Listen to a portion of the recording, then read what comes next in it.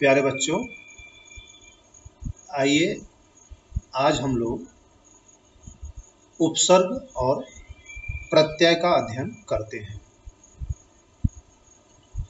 उपसर्ग और प्रत्यय शब्द निर्माण की एक प्रक्रिया है। किसी भी भाषा में कुछ शब्द मूल रूप में होते हैं और कुछ शब्द ऐसे होते हैं जो बनाए जाते हैं। तो हम देखते हैं कि किस तरीके से हम उपसर्ग और प्रत्यय द्वारा नए शब्द गढ़ते हैं।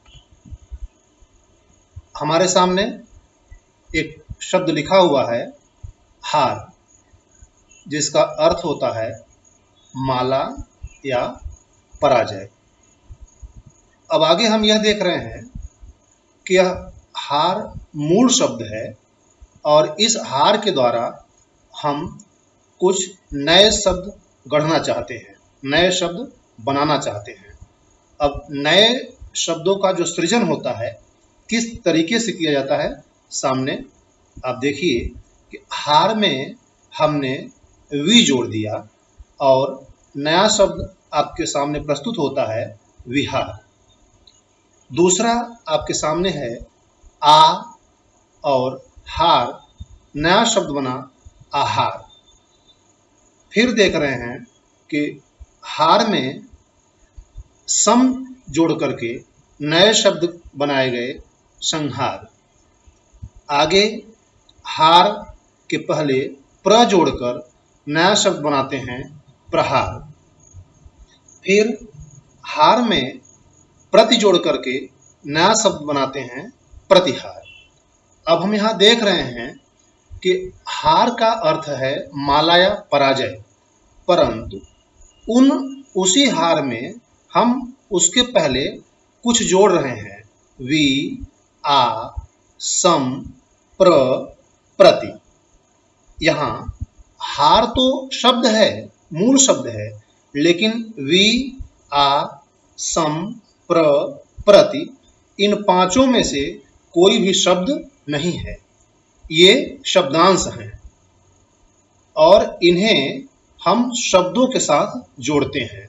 जब हम शब्दों के साथ जोड़ते हैं तब ये कुछ नए अर्थ के रूप में प्रस्तुत हो जाते हैं।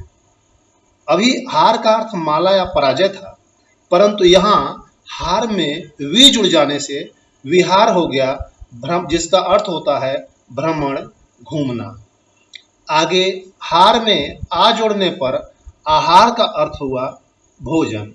फिर हम देख रहे हैं कि हार में सम जुड़ गया, नया शब्द बना संहार, जिसका अर्थ होता है समाप्त करना, नष्ट करना। फिर प्रहार, जिसका नया अर्थ है मारना, और उसी तरह एक नया शब्द बन गया प्रति और हार जुड़ करके प्रतिहार। अब हमने देखा यहाँ कि हर हार में जो वी, आ, सम, प्रति जुड़ा हुआ है सभी शब्दांश हैं और वो शब्द के पहले जुड़े हुए हैं। आइए हम अगले पेज पर चलते हैं और वहां देखते हैं कि क्या कुछ नया हो रहा है। यहाँ आपके सामने लिखा हुआ है दुकान और फिर दार, नया शब्द बना दुकानदार। यहाँ दुकान मूल शब्द है और दार एक शब्दांश है। जैसे पहले पेज में हमने पढ़ा आ, सम, प्रति, वी शब्दांश थे, उसी तरीके से यहाँ दार शब्दांश है और नया शब्द बना दुकानदार। फिर हम देख रहे हैं गति और मान, नया शब्द बनता है गतिमान। आगे भारत मूल शब्द, ई शब्दांश, नया शब्द आता है भारतीय। यहाँ भारत संज्ञा है और भारतीय विशेषण बन गया। फिर देखते हैं पढ़धन आई, पढ़ मूल धातु है, क्रिया की मूल धातु, और फिर हमने आई प्रत्यय, आई शब्दांश जोड़ दिया तो नया शब्द बन जाता है पढ़ाई। आगे फिर एक नया शब्द मानव, जो संज्ञा है उसमें हमने एक शब्दांश जोड़ा ता, नए शब्द का निर्माण हुआ मानवता, जो एक भाव है। यहाँ दुकान, गति, भारत, पढ़, मानव मूल शब्द हैं और दार, मान, ई, आई और ता शब्दांश हैं। दार, ई, आई, ता ये शब्दांश हैं जो शब्दों के बाद में जुड़े हैं। हमने पहले वाले पेज में देखा कि शब्द के पहले शब्द जुड़े हैं और यहाँ देख रहे हैं शब्द के बाद शब्दांश जुड़े हुए हैं, और पहले वाले में शब्दांश पहले हैं और यहाँ शब्दांश शब्द के बाद। लेकिन दोनों पेज हम देख रहे हैं कि नए शब्द बन रहे हैं और जिस फॉर्म में, जिस रूप में शब्द हैं उसके अतिरिक्त एक नया फॉर्म, नया रूप हमारे सामने प्रस्तुत हो रहा है। अब आइए हम देखते हैं कि शब्द में जो शब्दांश जुड़ते हैं पहले और बाद में, वो क्या होते हैं, उन्हें क्या कहते हैं। हमने देखा कि जो शब्दांश पहले जुड़ते हैं उनसे क्या बनते हैं और पहले जुड़ने वाले शब्दांश को क्या कहते हैं और बाद में जुड़ने वाले शब्दांश को क्या कहते हैं। सामने परिभाषा आपको दिख रही है। जो शब्दांश मूल शब्द के पहले जुड़कर शब्दों के अर्थ में विशेषता या परिवर्तन ला देते हैं उन्हें उपसर्ग कहते हैं। इसका मतलब ये हुआ कि जो हमने हार में आ, वी, सम, प्रति या प्र जोड़ा था वे सभी उपसर्ग थे। उदाहरण के लिए हम कुछ और शब्द यहाँ देखते हैं, जैसे पराधन जय, नया शब्द बनता है पराजय, यहाँ परा उपसर्ग, जय मूल शब्द। विधन जय, यहाँ वी उपसर्ग, जय मूल शब्द, नया शब्द बनता है विजय। फिर अ शब्दांश मर शब्द, नए शब्द का निर्माण अमर, अ यहाँ उपसर्ग है और मर मूल शब्द। फिर आगे अधि और कार, यहाँ अधिक शब्दांश उपसर्ग है और नया शब्द हम बना रहे हैं अधिकार।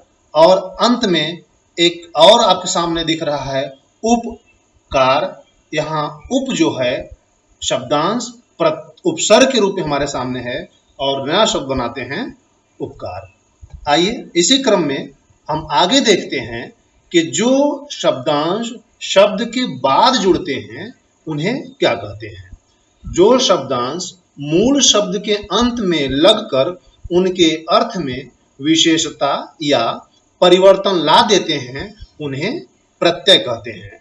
जैसे हम देख रहे हैं कि हमारे सामने एक शब्द लिखा हुआ है महान, धनता, और दोनों को मिला करके बनता है महानता।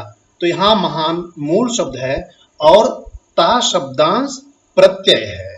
नीचे लिख धन ना, ना यहाँ प्रत्यय है और नया शब्द हम यहाँ बना रहे हैं लिखना। आगे नमक एक संज्ञा है और उसमें इन शब्दांश जोड़ रहे हैं, इन प्रत्यय जोड़ रहे हैं, तो नए शब्द का निर्माण हो रहा है नमकीन, जो विशेषण है। उसी प्रकार चढ़ धातु में हम आई शब्दांश या आई प्रत्यय जोड़ रहे हैं तो नया शब्द बन रहा है चढ़ाई।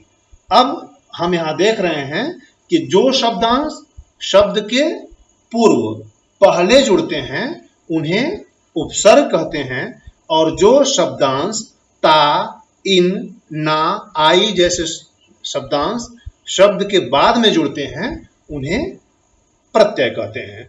आपने अंग्रेजी में अगर पढ़ा होगा तो ध्यान दिया होगा, जैसे मेन शब्द होता है MAIN, उसको हम मेनली बना देते हैं। तो यहाँ LY जो जुड़ रहा है वह प्रत्यय है। अंग्रेजी में उसे हम सफिक्स कहते हैं।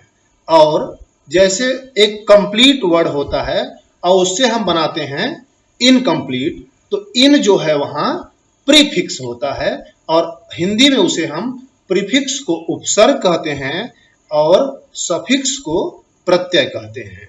धन्यवाद।